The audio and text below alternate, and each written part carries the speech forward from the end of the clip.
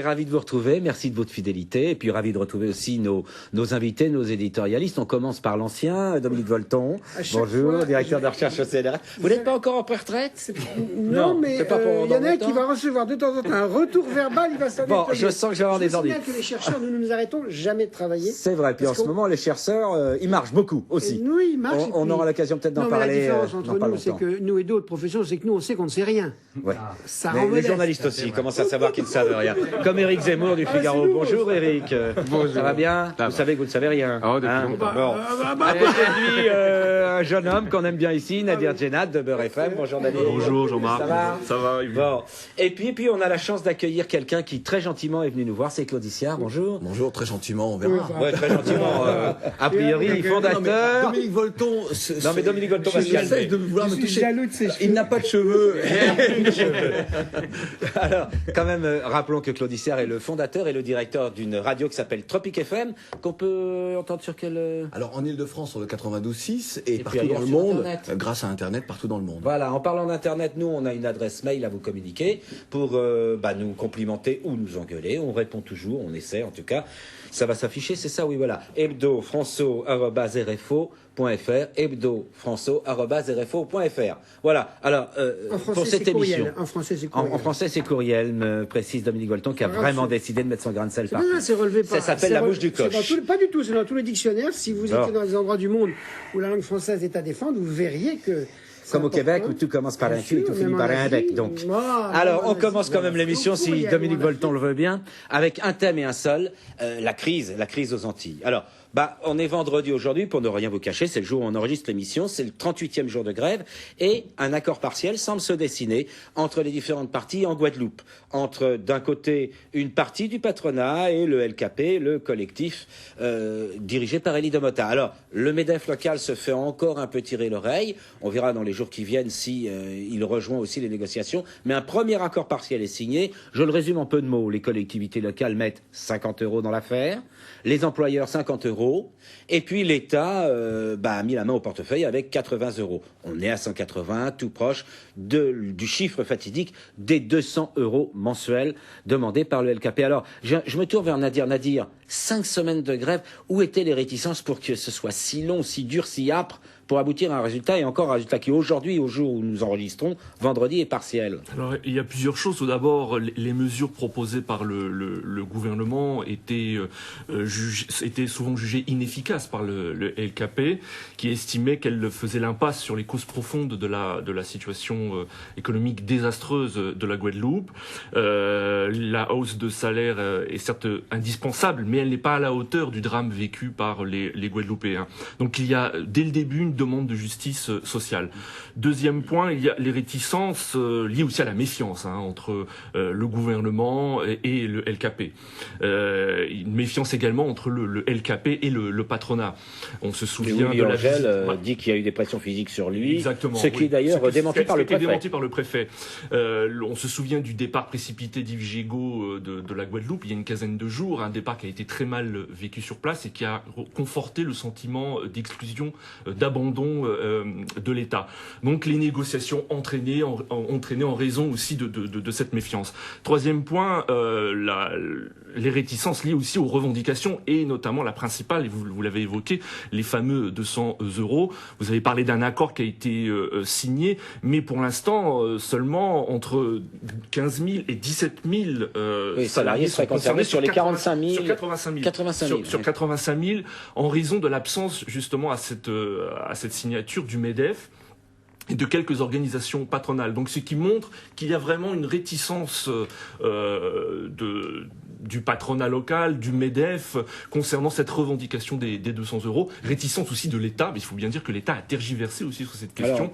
Alors, on va y revenir, on va essayer d'expliquer pourquoi l'État a tergiversé, ou en tout cas faire un tour de table. Claude Issiard, certains observateurs économiques disent la crise en Guadeloupe, ça va être 12 000 emplois supprimés dans les mois qui viennent. Alors finalement, accord partiel, on est vendredi, je le répète, donc on ne peut pas préjuger des 3-4 jours qui viennent, mais même cet accord partiel, est-ce que ça ne va pas être un marché de dupes? Parce que si d'un côté il y a 200 € mais qu'il y a 12 000 emplois en moins sur l'île, c'est pas terrible pour les salariés. Je pourrais vous faire une réponse à la Steve Biko, paraphraser Steve Biko qui disait « Mieux vaut marcher un jour debout que 1000 ans couchés ».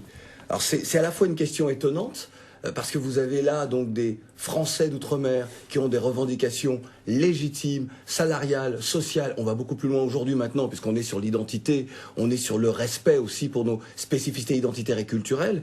Mais il ne faut quand même pas oublier que ces Français d'outre-mer, dans ces combats légitimes, n'ont réclamé qu'une chose, c'est l'égalité entre la France hexagonale et la France métropolitaine. Alors ceux qui avancent ce chiffre, qui me semble, moi, de 12 000 euros, très exagéré, 12 000 emplois supprimés. 12 000 emplois supprimés. Vous pensez qu'ils jouent aux apprentis sorciers, peut-être? Alors, à la fois, c'est parce qu'ils ont intérêt à un petit peu faire peur, à déstabiliser les uns et les autres, mais c'est 12 000 emplois, effectivement, qu'à court terme, cette crise guadeloupéenne aura des répercussions mais vraiment à court terme, sur la société guadeloupéenne. Mais à long terme, ce sont bien les salariés guadeloupéens qui bénéficieront de ces négociations et de l'aboutissement de ces négociations. Il faut bien se rendre compte qu'on est dans une période historique. Vous avez un collectif, le LKP, regroupant des gens venus d'horizons politiques divers et variés, des gens de la société civile, d'associations, de syndicats et autres, alors que certains qualifient d'indépendantistes ou pas, mais vous avez une sorte d'union sacrée autour d'une expression vraiment très diverse, c'est le cas de le dire, de la population guadeloupéenne. Qui est l'expression du peuple guadeloupéen. Il faut que chacun comprenne ça, qui a valeur de symbole, pas seulement pour la Guadeloupe, la Martinique, la Guyane et la Réunion, mais aussi pour l'ensemble de la France. Alors, on va y revenir, Claudie. Il y a Dominique Volton qui trépigne. Je suppose qu'il a quelque chose d'important à dire. Jusqu'à présent, je ne trépigne pas, vous voyez, quand même. Il y a des traitements différenciés sur ce plateau. Oui, la réponse est oui. Je voudrais bien vous allez, Dominique. Ce que je voudrais dire, c'est deux choses. La première, c'est ce qui a été dit plusieurs fois, c'est que je crois dans aucun département français on aurait laissé pourrir si longtemps que c'est la situation. Donc là, il y a un traitement d'inégalité politique qui renvoie au fait que la métropole n'a pas conscience de l'importance dans son identité politique des 10 collectivités. Et pourtant, les Antilles sont ce qu'il y a de plus près, parce que je ne cesse de dire que quand on s'occupe des collectivités de l'océan Indien, c'est-à-dire Mayotte et Réunion, c'est déjà encore plus compliqué parce que c'est plus loin, les gens y vont encore moins. Et quand on s'occupe du Pacifique, qui est aussi la France, avec Nouvelle-Calédonie, Wallis et Polynésie, là, si je puis dire, c'est un désintérêt total. Donc même le plus près de nous, à 7 heures d'avion, on rencontre ces inégalités. Donc, un, c'est inadmissible. 2, c'est la France. 3, c'est vrai que le MEDEF, on a l'impression que sur place, il n'a tout de même pas compris que le temps a tourné et qu'on ne peut pas à la fois avoir des inégalités... Il est temps de changer de période. Voilà. On ne peut pas avoir des inégalités économiques et sociales. Et pour que ce soit le président Sarkozy qui parle d'une économie néocoloniale, ça veut dire qu'elle est doublement depuis très longtemps. Donc le fond de l'affaire, il est là. Des inégalités économiques et sociales très fortes. Une situation de classe invraisemblable, renforcée par une situation complètement fausse d'augmentation de la consommation par un niveau de vie artificiel, qui est complètement catastrophique, parce qu'on ne rattrape pas des structures économiques par de la consommation. Et troisièmement, vous l'avez dit, la question centrale de fond, c'est le respect et la dignité. Donc on est là sur des problèmes de demain de l'Europe. Moi, je m'intéresse à ces questions en Europe, c'est-à-dire que tous les peuples veulent un minimum d'égalité sociale. On ne l'a pas là. Ils veulent un minimum de dignité politique. On ne l'a pas tellement là. Et on veut de la dignité culturelle et du respect de la diversité culturelle. Et c'est dans tous les problèmes de l'Europe. Nous l'avons là. Autrement dit, la France, par ses outre-mer et la métropole, est un laboratoire des problèmes de demain. Au lieu de dire « nous ne sommes pas en retard, mais nous devons être en avance », vous avez une forme d'incurie de la classe politique, technocratique, médiatique, et scientifique, je rajoute mon univers là-dedans, qui fait qu'au lieu de penser que c'est fondamental, on dit « oh, c'est secondaire, on va traiter ça ». C'est méprisant. Et moi, je comprends très très bien ce qui se joue dans les Antilles, comme ce qui va se jouer en Guyane, comme ça se jouera à La Réunion, où les situations historiques, politiques sont radicalement différentes. Radicalement. Il n'y a rien à voir entre les Antilles et l'océan Indien. Deux univers différents. Et encore moins avec l'océan Pacifique. Mais dans les trois cas, c'est la force de la France d'avoir ces différences culturelles. Donc j'ai envie de dire, les inégalités économiques et sociales, elles renvoient au décalage politique, elles renvoient au fait que la France est incapable de comprendre que la diversité culturelle, c'est un enjeu politique pour elle et pour l'Europe de demain. Justement, on va continuer, Eric. Eric, moi j'ai un peu une question, toujours d'actualité, avant d'entamer le débat de fond, comme on le mène ici. La Martinique, on ne semble pas voir la fin du conflit. En Guadeloupe, on a l'impression que les choses s'apaisent un peu. Mais Martinique, 2 nuits d'émeutes, des négociations rompues. Je parle toujours vendredi, je le rappelle aux téléspectateurs. Il faut y voir une simple décalcomanie de ce qui se passe en Guadeloupe, en Martinique, ou il y a autre chose. Comment se fait-il que l'expérience des uns ne serve pas aux autres, quel que soit le camp? Oui, bien sûr. Jamais. On a l'impression d'abord qu'il y a une espèce de relais. Je ne sais pas s'il est... Et le 5 mars, la Réunion entre dans la danse. Voilà, donc là, manifestement, il y a un relais. Et la Guyane, quand elle va y rentrer, parce donc que là, ça, c'est une première chose. Deuxièmement, j'ai l'impression qu'en Martinique, ça prend tout de suite des couleurs beaucoup plus violentes. Il y a eu des attaques à main armée, des vols, des violences. Parce que la structure sociale, les béquets sont encore plus puissants. C'est ce que Ils sont surtout beaucoup plus présents, physiquement plus présents. Mais oui, c'est exact. La classe dirigeante. Si on me laissait finir ma phrase, on va laisser c'est Zemmour terminer, exactement ce que Dominique. j'allais dire. Merci Dominique. Pourquoi Allez, j'accélère, Eric, ouais. vous laissez pas déstabiliser, c'est pas votre genre. Je vous ai pas dit d'accélérer. moi. Eric, vous laissez pas déstabiliser, c'est pas votre genre. Donc, simplement, effectivement, j'allais dire un point d'histoire, c'est que on parle de béquets en Guadeloupe. Il n'y a pas de béquets en Guadeloupe parce qu'ils ont été guillotinés en 1700. On les a Il en reste quelques-uns. Il en reste Les familles et leurs dirigeantes, intérêts. On les appelle plutôt. Arrêtez, Non, mais on va laisser Eric Zemmour. Mais c'est vrai, le côté physique. Non, mais voilà, le fait que cette caste soit présente physiquement en Martinique et non en Guadeloupe, c'est important. Pita parole, pas pita coq, on a dit au départ. On va laisser Eric Zemmour terminer. Faut laisser Eric terminer. Voilà. Donc deuxièmement, troisièmement, quand on parle d'inégalité, moi je veux bien, mais il faut savoir. C'est exagéré sûrement. Ah non, c'est pas ça. Il y a une Laissez-le inégalité, finir, mais il y a des inégalités sociales sur place. Je suis tout à fait d'accord. Mais il faut rappeler, vous l'avez dit vous-même, Dominique, qu'il y a aussi quelqu'un comme Domota, par exemple, qui est directeur adjoint de la NPE, il gagne un salaire majoré de 40%. Oui, là, on parle des gens qui touchent l'indexation. C'est pas rien, qui sont tous les fonctionnaires. Et il y a beaucoup de fonctionnaires en Guadeloupe, comme en Martinique. Donc quand on parle d'inégalité, il y a aussi des inégalités entre les fonctionnaires, qu'ils soient noirs, blancs, jaunes, etc., et les gens du privé.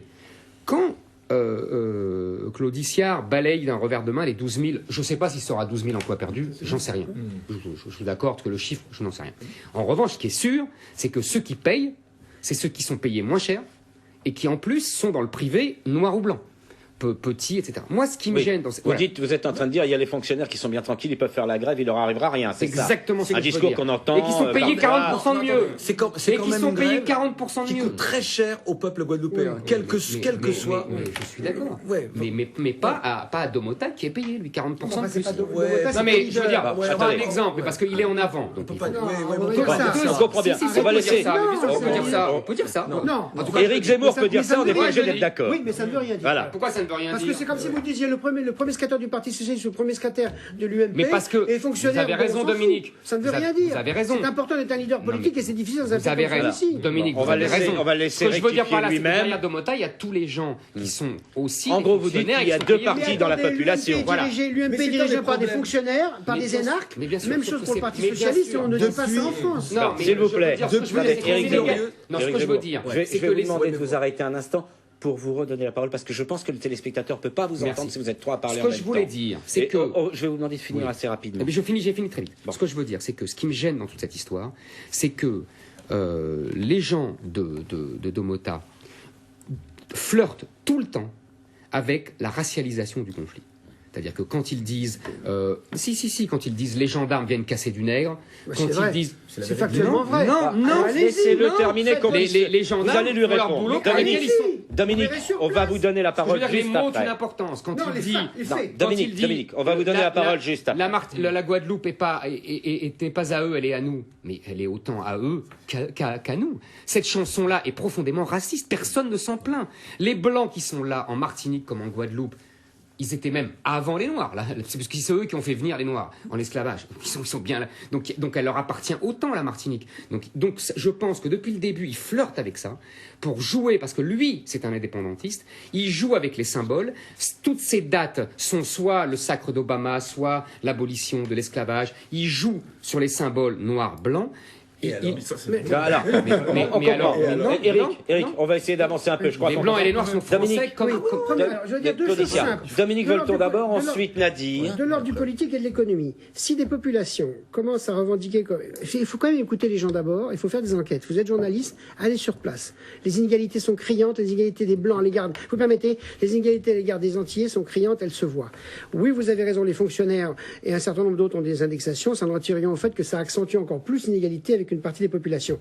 Oui, les populations antillaises, guyanaises et même réunionnaises, qui sont pourtant des pays de peuplement récents, et a fortiori pour la Nouvelle-Calédonie, Wallis et pour la Polynésie, il y a une égalité entre les Blancs qui ont le pouvoir, une partie des métis, et les autres qui ne l'ont pas du tout. Et c'est une égalité sociale, culturelle, raciale, il faut le voir. Si vous voulez pas faire d'enquête, tant pis.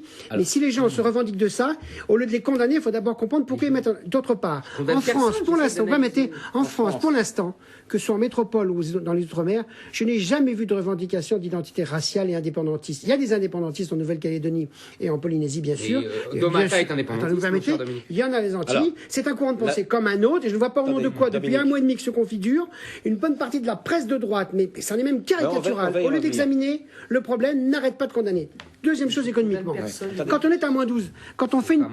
Je voudrais revenir sur le problème économique.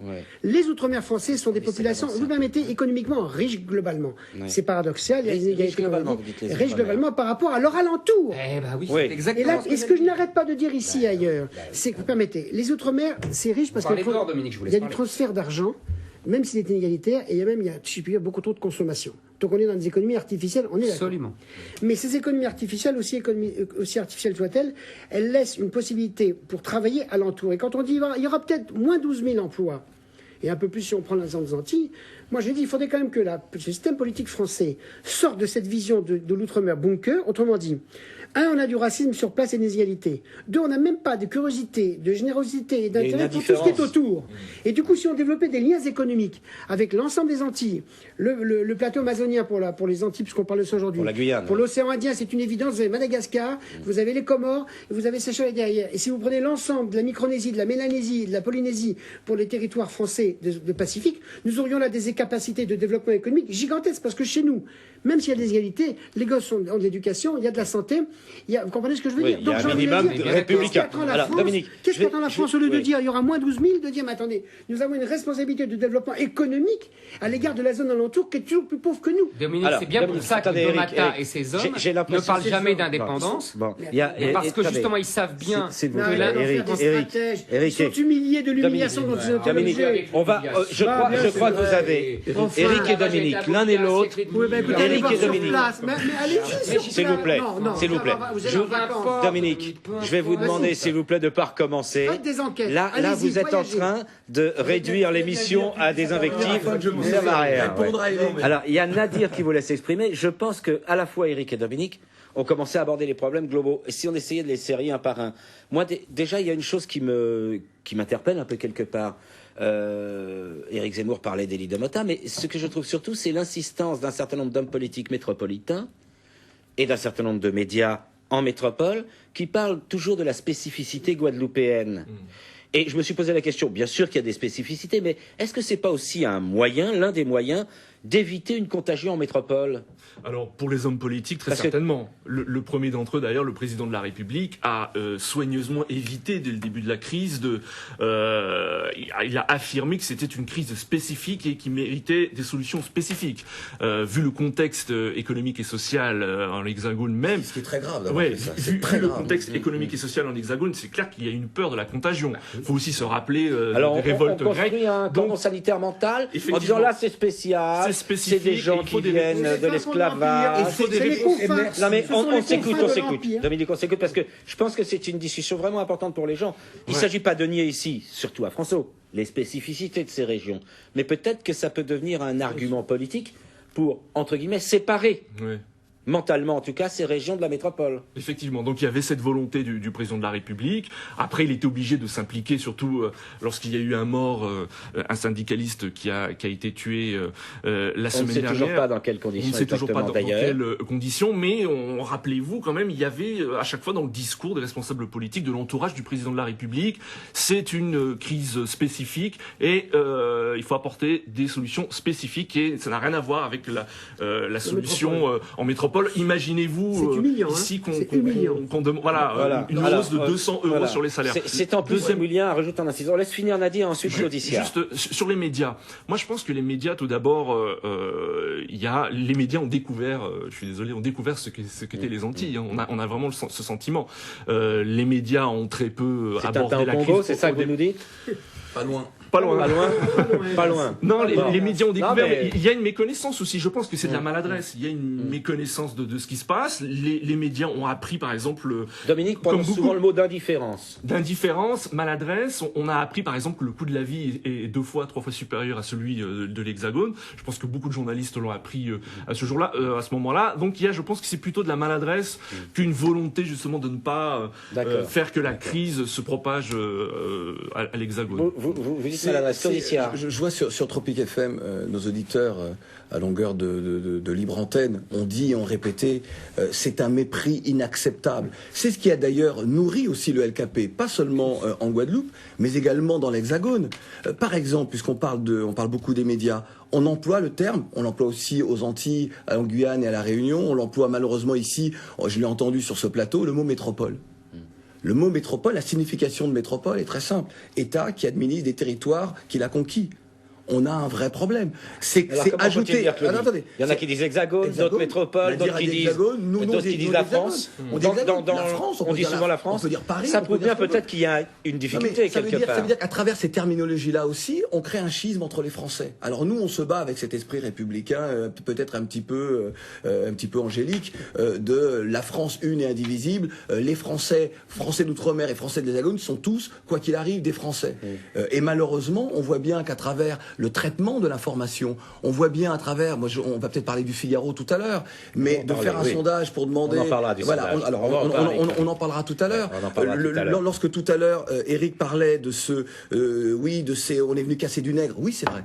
Alex Lolia, qui est quelqu'un de grande importance, respecté en Guadeloupe, Alex Lolia, ce syndicaliste, a dit, lorsqu'ils m'ont frappé, ils ont dit oui, on est venu pour mater du nègre. Lorsque vous dites ça, vous comprenez après que tous ces petits jeunes un peu voyous, qui eux étaient restés dans leur quartier, ne bougeaient pas parce qu'ils savaient que le combat qui se menait était un combat historique et qui ne devait pas être entaché de violence, sortent à un moment donné pour dire si vous êtes venus casser du nègre, je n'excuse pas, on tente d'expliquer. Ouais, lorsque par exemple vous dites sur cette chanson, la Guadeloupe est à nous. Oui, il est normal que des gens, à un moment donné, vous disent, après avoir subi tous les mépris possibles, toutes les insultes possibles, les humiliations de l'histoire, attendez, non, que ce soit de l'esclavage. Un exemple tout bête. Lorsque, au sortir de l'esclavage, vous indemnisez les bourreaux et pas les victimes en indemnisant ces gens parce qu'on leur a enlevé leurs esclaves, c'est un problème. Contrairement aux États-Unis, on n'a pas donné un petit lopin de terre avec une mule aux esclaves, ils n'ont rien eu. Et au fur et à mesure que ces peuples-là se construisaient, se construisaient, ils ont acheté des petits lopins de terre, des petits quelque chose. Mais ils ont toujours finalement été dans une société que la France, que l'État français a racialisé. Ce ne sont pas les Elie Domota et les partis indépendantistes qui ont racialisé les sociétés antillaises, guadeloupéennes et martiniquaises. C'est vraiment l'État de par son attitude et de par le traitement à la fois des différents conflits sociaux. Il y a toujours eu des conflits longs aux Antilles. Toujours eu des grèves qui ont duré 2 semaines, 3 semaines, un mois. Non. Particulier. Et jamais les médias n'ont mis en lumière ces conflits sociaux. Parce que, et juste en terminer sur le président de la République, comment voulez-vous donner le sentiment à des Français d'outre-mer qu'ils appartiennent à cette nation lorsque vous vous adressez à eux à travers une allocution diffusée uniquement sur France 2?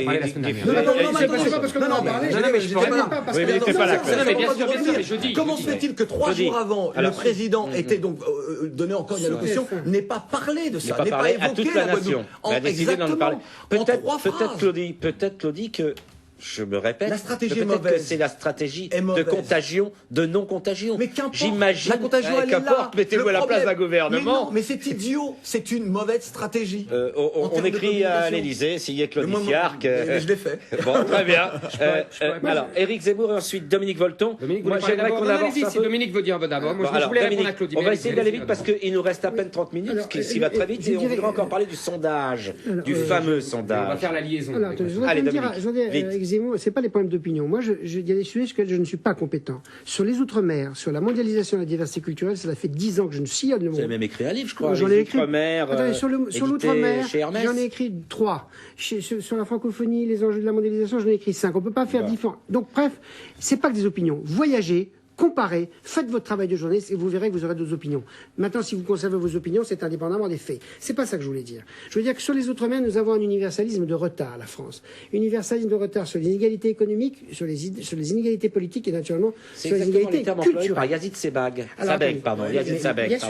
C'est exactement les termes qu'il vient d'employer. Là où nous avons une chance que nous ne saisissons pas, c'est que oui, c'est vrai, le racisme a demeuré. Moi, je suis stupéfait. Le paternalisme, tout ça, c'est vrai. Un État à 2 vitesses. Nous n'avons jamais respecté nos valeurs dans les Outre-mer. Hélas. Mais c'est pas parce qu'on l'a pas fait qu'on peut pas le faire. Parce que la chance que nous avons, la France, c'est que nous avons cet universalisme comme valeur. Alors, on ne la respecte pas. On ne fait pas l'égalité, mais quand même, quelque part, on peut. Donc, j'ai envie de dire que même si on l'a pas fait, on peut le faire. Ça, c'est la première des conditions politiques, culturelles. Et ces indépendantistes Parce que vous parlez d'indépendantisme, moi je connais relativement bien la situation en Nouvelle-Calédonie. Je tiens quand même à préciser, les Kelly Domota, puisqu'on parlait de lui tout à l'heure, a bien précisé que sur toutes les revendications de LKP, il n'y avait aucune revendication concernant l'indépendance. Il faut lui reconnaître ça. Bien sûr. Il faut que les choses soient dites comme elles sont. On laisse finir Dominique. Voilà. Sur l'indépendantisme, ce qui fut le plus tragique, c'est-à-dire la Nouvelle-Calédonie avec l'UVA. Eh bien écoutez, Tjibaou et tous ses frères et tous ses amis étaient des républicains, mais exceptionnels. Autrement dit, la réussite qu'a eu la France, malgré ses propres inégalités, c'est que les enfants du reste du monde à qui elle a transmis ce message sont souvent plus universalistes, eux, que ne le sont les hexagonaux. Et donc, par conséquent, il y a quelque part une chance dans ces inégalités que cette culture universaliste, elle est beaucoup plus partagée dans les Outre-mer qu'elle n'est partagée. En Hexagone. Absolument. Alors, on va donner... Mais moi, je travaille sur les trois colonies, sur les trois espaces coloniaux. Éloi Macharon. Ah oui, arrête, bien sûr. On va donner la parole à Éric Zemmour. La dernière chose que je veux dire, c'est vrai que le fait qu'on ne soit pas capable de dire que ça s'appelle l'Hexagone et qu'on continue de parler de la métropole, ça, c'est symbolique à eux tout seul. Et la France, elle n'est pas à Paris. La France, elle est à Nouméa autant qu'elle est à Papette, qu'elle est à Guyane et compagnie. Je veux remarquer que les Antillais emploient parfois l'expression négropolitain. Mais attendez, stop, je voudrais finir là-dessus. On va donner la parole à Éric Zemmour. Je voudrais finir. La culture... un peu culture... plus compliqué. Non, la culture ne devient dans l'histoire du monde, je m'excuse, les Antilles ne sont pas le centre du monde. Ne vous excusez pas tout le temps, Dominique. Je voudrais qu'on pense un peu au lieu d'être uniquement dans l'opinion immédiate, d'accord? Dès que vous avez des identités culturelles qui sont bafouées, vous avez de la révolte identitaire. C'est vieux depuis le début de l'humanité. Donc ce qui se joue dans les Antilles, quand vous avez un gosse qui dit, ou un indépendantiste qui dit je veux mon identité guyanaise ou mon identité calédonienne, c'est parce qu'il a été humilié pendant des siècles et des siècles son identité. Exactement comme ici, avec la diversité, avec certaines communautés. Voilà, donc par conséquent, c'est un fait politique. Dominique. La culture est toujours un fait politique. Et le culturalisme, je m'excuse, je finis là-dessus, quand on dit oui, vous êtes des culturalistes, vous n'êtes pas capable de vous hisser à la politique, mais attendez, la culture c'est de la politique, vous n'avez qu'à voir ici comme on est fiers de nos petites identités culturelles. Je pense que tout le monde sera d'accord avec vous, la culture c'est de la politique. C'est important pour les Outre-mer. Non mais c'est une évidence. Pas pour tout le monde malheureusement. Quand même. En tout cas autour de cette table. Éric Zemmour, on va essayer d'être bref. Je voudrais qu'on parle du sondage de votre journal après. Je vais être très bref parce que je ne connais rien et que je ne réfléchis pas. Donc c'est bien. Donc ce que je vais dire. Commencez très bien. Donc ce que je vais dire est tout à fait primaire. Effectivement, la France a supprimé l'esclavage en 1848. Je signale que les Européens sont les seuls à avoir supprimé l'esclavage. Et qu'il a existé dans toutes les civilisations.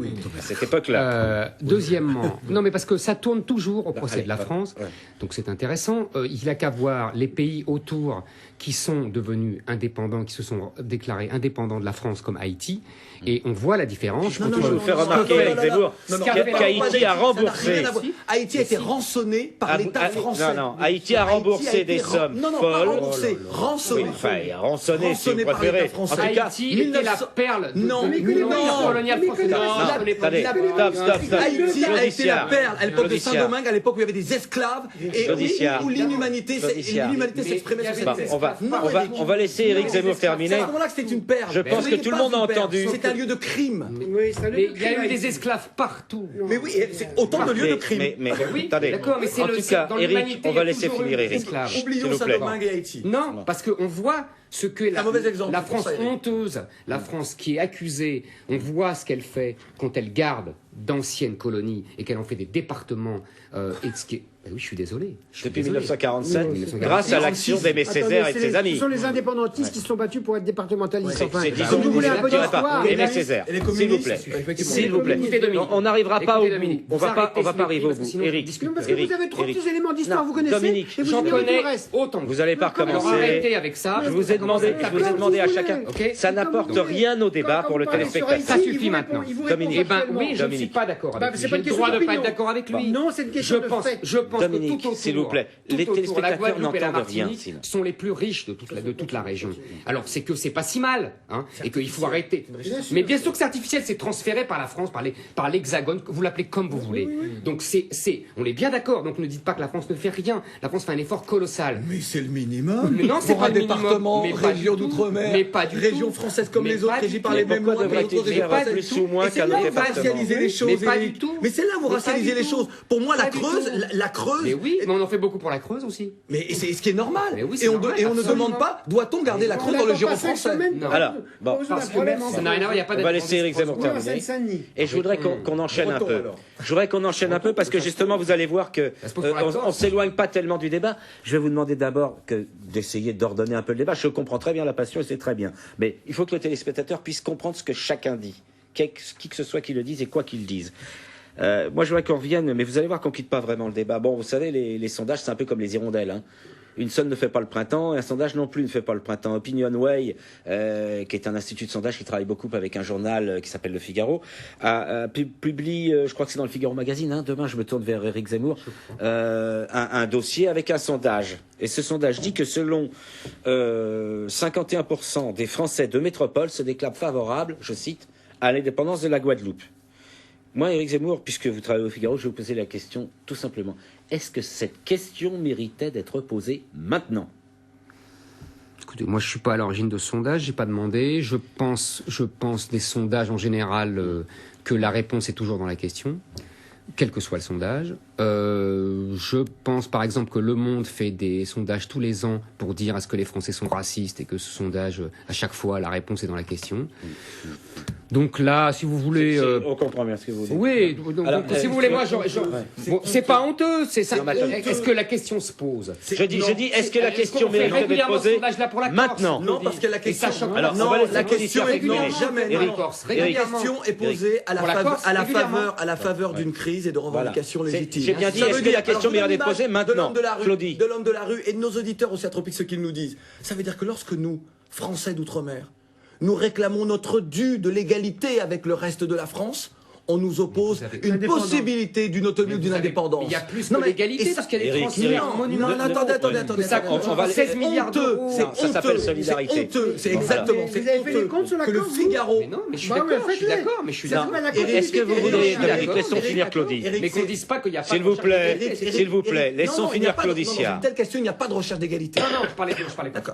D'accord. Alors, c'est honteux que votre journal ait fait ça, Éric. C'est honteux, c'est créé, c'est ajouté au schisme. Mais bien sûr, c'est dans le même temps. Alors attendez, mettons en perspective. Les leaders sont indépendantistes. Non, ils n'ont jamais demandé. Ils n'ont jamais abordé. Mais c'est normal, ils ont pris une raclée aux dernières élections. Ne soyons pas. On va y venir. Je vous donne un exemple. On va y venir. Si aujourd'hui, je serais plus modeste et plus Dominique, laissons finir Claudicia. 70% de non. Si aujourd'hui, on va y venir. Pas inventé ça. Si aujourd'hui, je viens par exemple sur ce plateau défendre l'écologie. Et si vous savez que dans mon garage, j'ai une vieille voiture de 1950, allez-vous m'opposer le fait que j'ai une voiture qui pollue plus que les voitures actuelles? Non, écoutez, c'est idiot. Claudie, c'est idiot. On comprend. On va demander à Nadia Djenad qui veut de prendre la parole. Maintenant, très vite, Elie Domota et les autres qui sont autour de lui, certains sont indépendantistes, d'autres ne le sont pas. Mais ils n'ont, à la faveur de cette crise, jamais déclaré qu'ils appelaient à une... C'était un objectif. L'objectif était de... On va demander à Nadia Djenad de prendre la parole, s'il vous plaît. C'est tout. Voilà, on a bien compris que Claudie était très opposée à ce sondage. Maintenant... Pas opposé, c'est honteux. Qu'un journal national français comme le Figaro... Alors, on va demander Nadia Djenad. Pour la Corse. Après, Nadia Djenad. Ensuite, Dominique Volton. Il nous reste une vingtaine de minutes dans l'émission. Lors d'un référendum en 2003, vous l'avez évoqué, 73%, la Guadeloupe a rejeté à près de 73% la création d'une collectivité unique qui préludait à un changement de statut. Même vote également, en Martinique. Pour la Martinique. Mais à 51%. Et c'est pour ça que Domota est si prudent. Est-ce que quelqu'un veut bien laisser finir Nadir? Ce que je dis, si jamais il y avait un référendum aujourd'hui, comment les Guadeloupéens voteraient?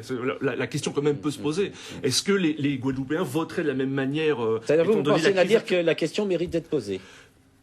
Je ne sais pas, mais en tout cas, il y a dans l'histoire de la Guadeloupe, il y a toujours eu des indépendantistes. Dès les années 60, il y a eu des troubles indépendantistes. Est-ce que je peux donner un autre chiffre, Nadir, que je voulais garder pour la bonne bouche, mais que finalement vous m'emmenez à dire? C'est qu'il y a 51% des Français en métropole qui veulent l'indépendance de la Guadeloupe, mais il y a 80% de Guadeloupéens qui veulent rester français. Et dans le même sondage.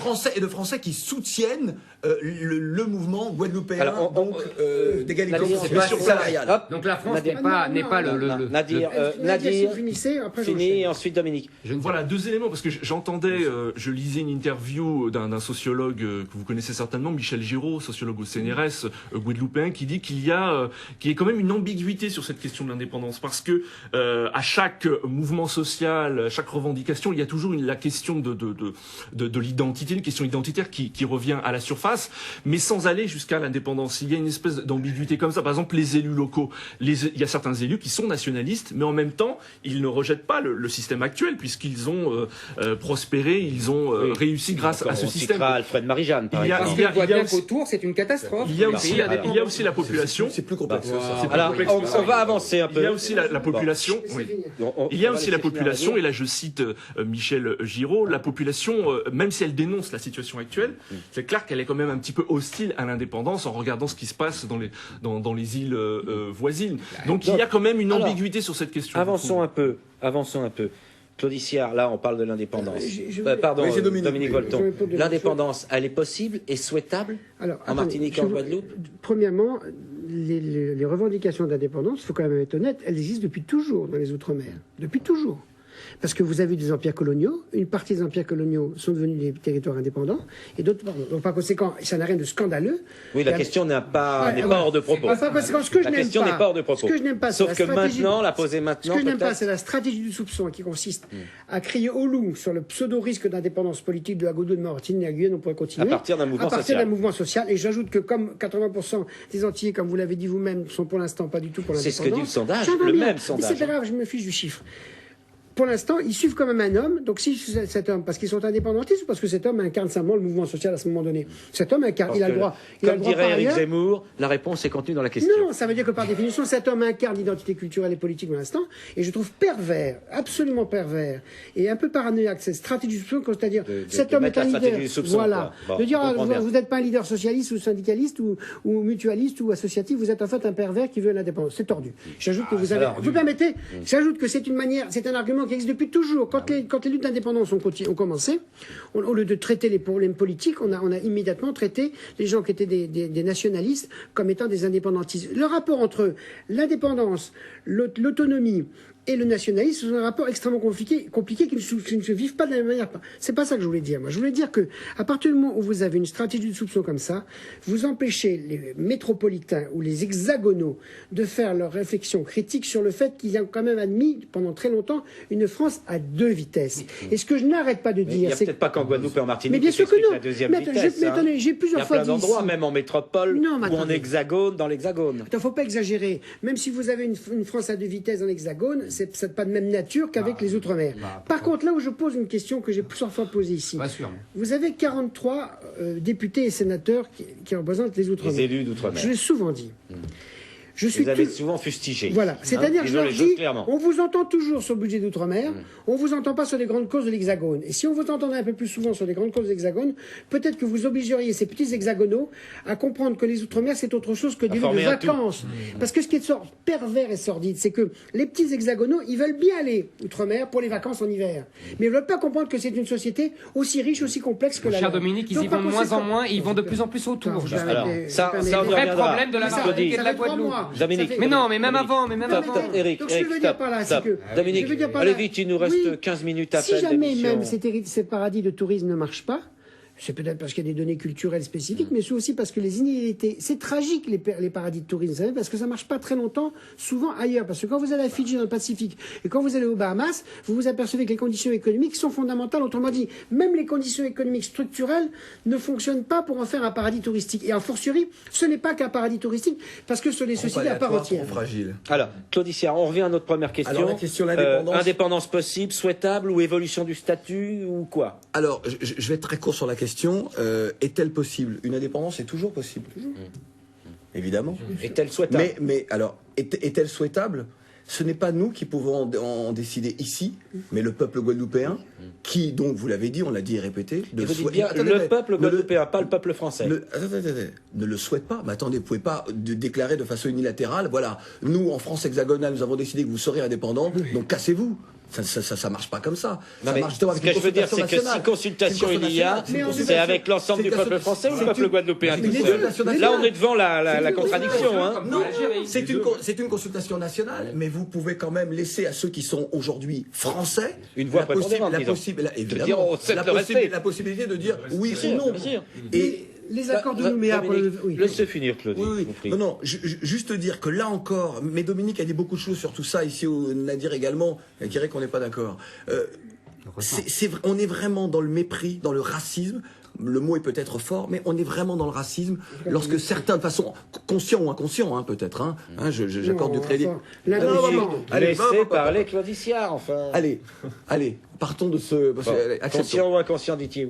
À la fois que des journalistes, que des éditorialistes, qu'à la télévision, à la radio, dans la presse, que des hommes politiques osent poser ce genre de questions. Vous n'imaginez pas ce que, en disant ça, vous venez nourrir. Elie Domota, alors je vais aller, puisqu'on a évoqué la question de l'indépendantisme, Elie Domota est réellement quelqu'un qui a un combat social.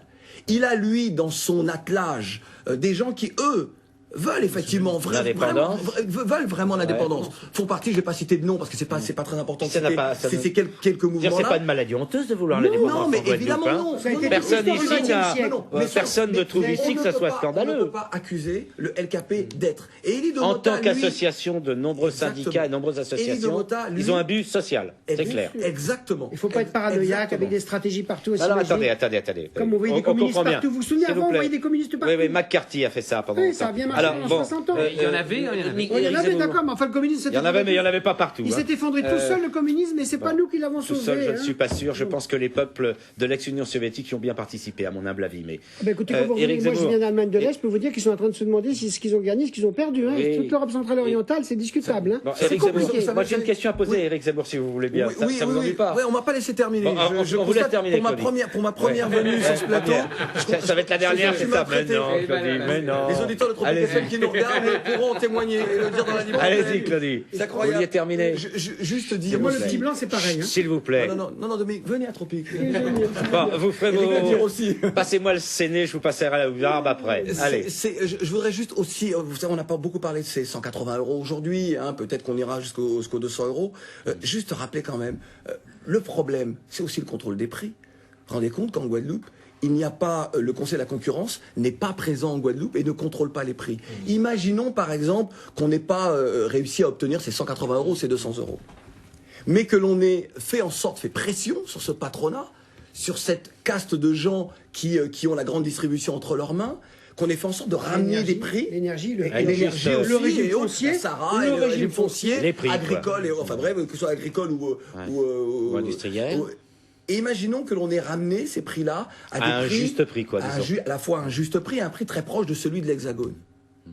Eh bien, je suis persuadé que les revendications sur ces 200 € auraient peut-être été un peu assouplies, que sur certains points, le LKP aurait pu assouplir aussi certaines, même s'il a été très souple, il a lâché du lest quand même, pour arriver à un accord, parce qu'il a compris que le peuple guadeloupéen était essoufflé et que ce qu'il avait déjà accompli était historique. Imaginons ça. Et on se demande pourquoi le gouvernement, pourquoi le Premier ministre ne fait pas pression. On a évoqué comme ça ici et là les béquets, et ceux qui tiennent, pas que les béquets, ceux qui tiennent. On a parlé de produits de première nécessité, donc les prix devaient être mais là on est dans des solutions d'urgence. Faisons des choses pérennes. Ça, je suis d'accord. Oui, ça fait rapide. Je pense que Claudie Siard est un gars formidable. Consensus autour de cette table. Bravo. C'était pas gagné, hein. Sur le dernier point, je suis alors bon, Nicolas Sarkozy a parlé des États généraux de l'outre-mer. On vient de parler indépendance souhaitable ou non. Est-ce que finalement Nicolas Sarkozy n'envisage pas, au travers de cette crise, Éric Zemmour, la possible évolution du statut des outre-mer? Parce que finalement, il y a 4 départements. Dominique Volto, est-ce que vous laissez finir? Oui, non, parce que la question que vous posez est complètement biaisée. Pourquoi? Pour une raison très simple. Les statuts des Outre-mer n'ont pas cessé d'évoluer depuis 1946. On en est à plus de 20 statuts. Reste tout de même qu'il y a 4 départements d'outre-mer qui sont des départements. Ailleurs, on a des pays, des collectivités. On a une intelligence, je l'ai dit l'autre fois, on a une intelligence, une folie française, les deux à la fois, une intelligence politique, institutionnelle, administrative, exceptionnelle. L'intelligence de nos statuts, moi je n'en reviens pas tellement c'est intelligent. Le problème, c'est qu'on les vend mal à chaque fois de côté. Je pose ma question autrement. D'accord. Éric Zemmour, pourquoi même. Nicolas Sarkozy convoque-t-il des États généraux de l'outre-mer? Écoutez, moi, alors là, je posez la suis, question comme là, ça. on finit, d'accord, parce que là, vraiment, non, mais attendez, c'est un joueur quand il a une pierre blanche, hein. Mais quand il a, Ouais, franchement, oui, quand il a raison, vous le dites. Mais Alors, oui, quand je suis bon, d'accord. vous êtes d'accord. En tout cas, je suis d'accord. Alors, je modestement. répète ma question. Je suis Pourquoi Nicolas Sarkozy souhaite-t-il réunir les États généraux d'outre-mer? Pourquoi faire? Me semble-t-il, pour une raison, j'allais dire honnête, c'est-à-dire il y a toujours possibilité d'adapter le statut. Dominique l'a dit tout à l'heure, c'est le génie français que d'adapter en permanence. Pour des raisons peut-être plus tactiques, et on revient au début de la conversation, c'est-à-dire qu'il ne veut surtout pas de transmission. Voilà, de transmission. Il ne veut pas globaliser. Voilà, entre la Guadeloupe, la Martinique et la métropole, l'Hexagone, comme vous voulez. Deuxièmement, je pense qu'il y a un effet tactique qui est que s'il parle du statut, il va de nouveau se remettre la population avec lui, puisqu'on en revient au référendum où 73% ont refusé le statut. Je dirais pas autonomiste, mais pré-autonomiste, si j'ose dire. En tout cas, c'était la réunion des deux régions et départements préalables à autre chose. Si vous voulez, donc il revient sur un terrain politico-institutionnel où il a l'appui de la population et il quitte, comme il peut, un terrain économico-social où c'est beaucoup plus chancelant pour les deux raisons que j'ai dites. Je crois que... Alors, il a juste envoyé des grenades. Il a envoyé des grenades. Il essaie de détourner un peu. Tactiquement, c'est le minimum. On va donner la parole à Dominique Volton, ensuite à Nadir, enfin à Claudie. J'ai été assez court. Oui, vous avez été assez court. Oui. Je dirais, zoom arrière dans le monde, la mondialisation a créé des inégalités économiques, on essaie de l'organiser politiquement. Ce qu'on n'a pas vu surgir, et les Outre-mer français en font partie, c'est la revendication d'identité culturelle. Et nous ne pourrons pas organiser la mondialisation si on n'est pas capable de gérer cette fameuse question de la diversité culturelle.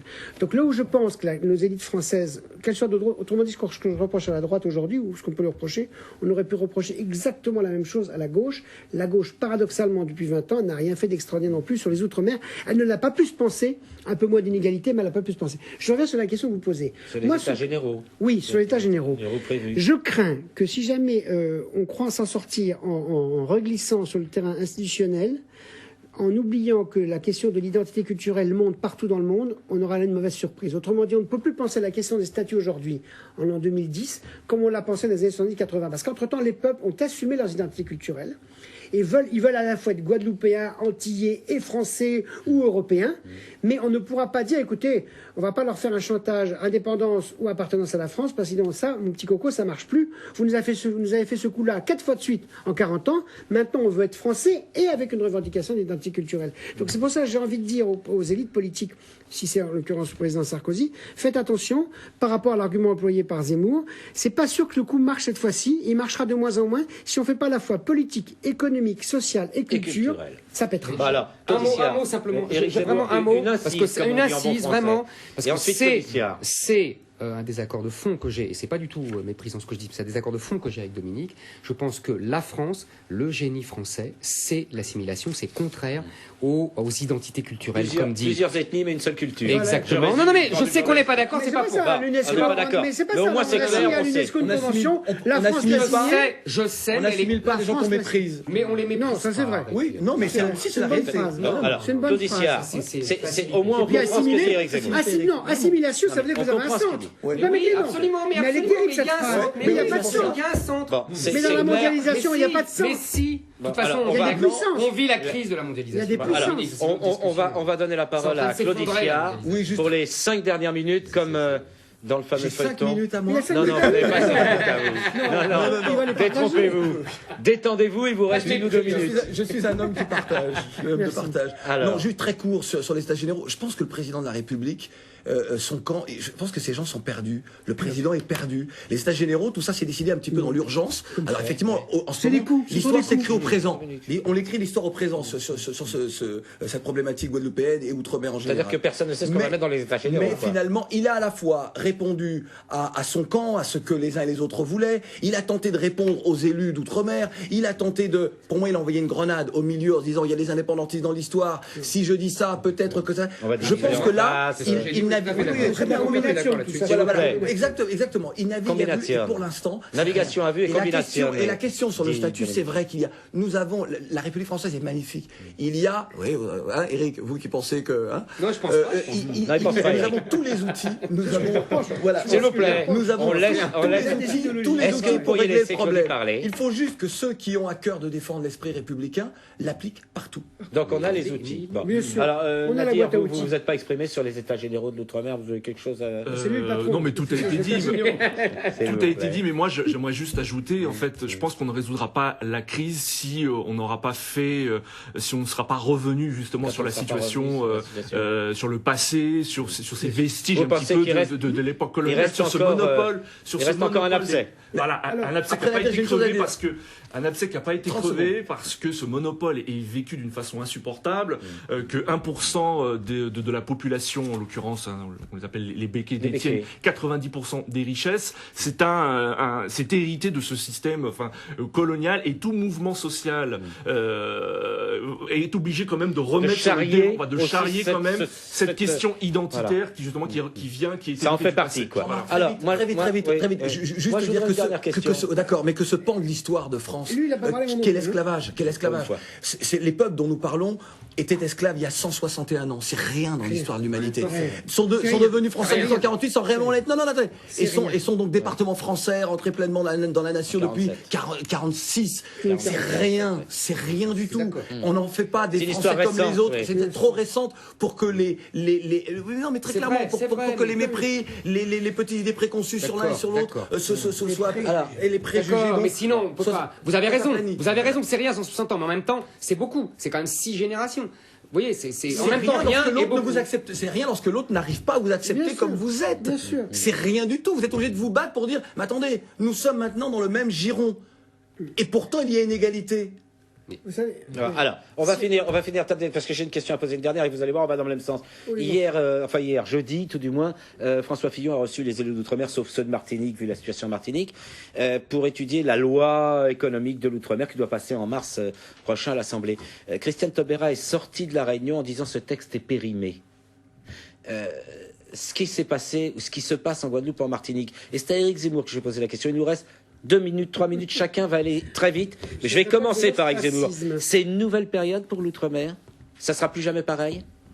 Ou est-ce que vous pensez que c'est une grève comme une autre? Non, c'est pas une grève comme une autre, mais ce genre d'expression, rien ne sera plus jamais comme avant. Je l'ai tellement entendu en politique que maintenant. Vous n'êtes pas sûr? Je suis très dubitatif. Dominique, ce genre de il nous reste 30 secondes d'émission à l'oreillette. Oui, non, moi, vite, c'est juste pour conclure. Il faut plus souvent que ça écouter Madame Taubira, parce que c'est assez fin ce qu'elle dit, intelligent, même si c'est un peu pas conformiste, mais ces gens. Je ne suis pas d'accord. Je pense que c'est une grève qui ouvre une nouvelle histoire politique, parce qu'elle relie pour la première fois ensemble politique, économique, sociale et culture, et qu'on ne pourra pas s'en sortir en disant les dimensions culturelles n'existent pas. Moi, je dirais un changement de paradigme.